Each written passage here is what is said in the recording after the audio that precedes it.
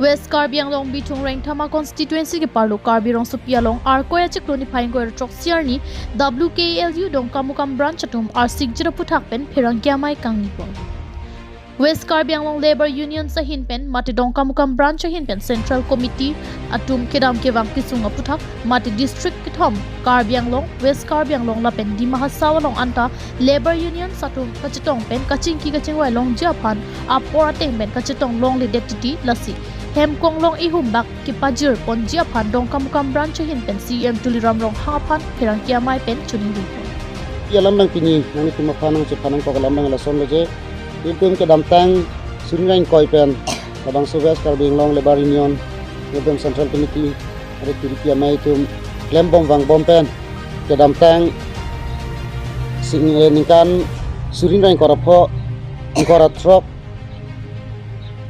September ciklu bangke nilitum Assam government pen stamin nilitum registration longlot district thom farman lake Karbi Anglong West Karbi Anglong lapen di mahasau pha lasi labang su puthek along nil tuma presiden sar iklem ke dam stami hasurin rain koi labang so establish logo pen ke alang di ke dam ke bang awar sai stami sung iki akeng pen ke dam lapen kami thang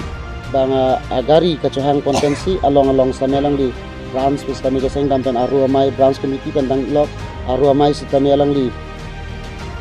ke seng dam stami ke dam ke bang siksaki lasi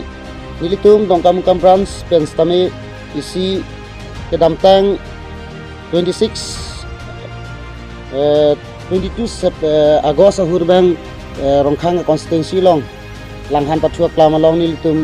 Karbi Anglong temas konsil tum cinghon CM sir akahai Dr. Tudram ronghang ke bang hosame nil tum Central Committee pen isi pinpura loge pajirdo Borthol pen Priyanka Balmiki KTV News.